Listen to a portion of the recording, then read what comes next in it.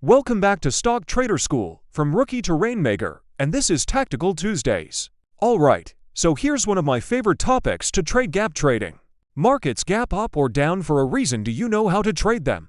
There are four main types of gaps: common, breakaway, exhaustion, and continuation gaps. It is important to understand each type of gap and how they form, because it will help us identify when a potential gap move may occur and which direction they are likely to move. We're gonna cover 3 gap trading strategies that can generate some very strong intraday moves. So let's get into it. Gaps occur in financial markets when there is a significant price movement followed by a period of consolidation, which results in a gap in the chart. For example, if the market had a large upward trend followed by a gap, we would enter a short position at the gap, hoping the market will continue downwards. The gap and go strategy can be effective because the market often wants to fill these gaps. But again, it's important to use tight stops and clear triggers, as gaps can move quickly. Breakaway gaps occur when the market breaks out of a trend with a large price movement. However, gaps tend to appear on higher timeframes more frequently and with greater clarity, making them easier to identify and trade. If you're new to trading, it may be helpful to start with a higher timeframe like the 4-hour chart to get a better understanding of how gaps form and move. If we believe the market will move towards the gap, we can use the gap and go strategy. If we think the market will move away from the gap, we can use the fade the gap strategy.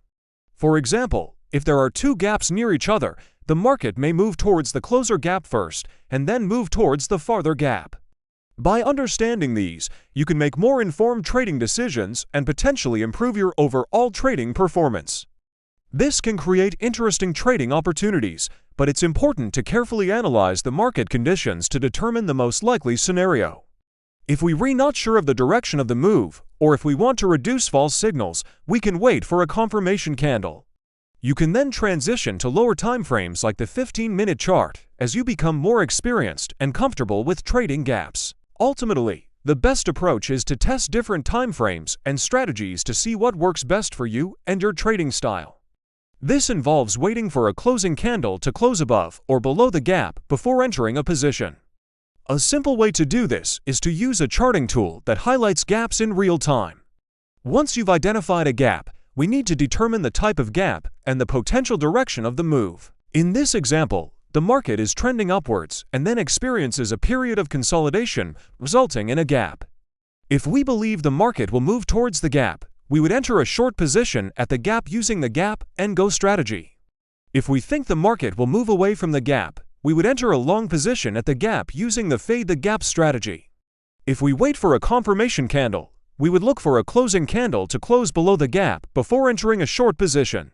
A common gap can move in either direction, so it's important to analyze the market conditions to determine the most likely direction. Breakaway and exhaustion gaps tend to move in the direction of the trend, while continuation gaps can move in either direction. Ultimately, the best approach will depend on your trading style and the specific market conditions. Fading the gap can be effective, but it's riskier than the other 2 techniques. Gap and go can work well, but it's important to be aware of the market's momentum. Waiting for a confirmation candle can help reduce false signals, but you may miss out on some opportunities. As with any trading strategy, it's important to test and refine your approach to find what works best for you. If the candle closes above the gap, we would enter a long position. So use tight stops and clear triggers to limit your potential losses and maximize your chances of capturing a move. Additionally, consider using a trailing stop loss to secure your profits as the market moves in your favor. Here are some things to think about when deciding how much risk to take on a trade. First, the size of the gap. A larger gap typically means more volatility and therefore more risk. Second, the market conditions. If the market is trending, there may be more volatility and therefore more risk.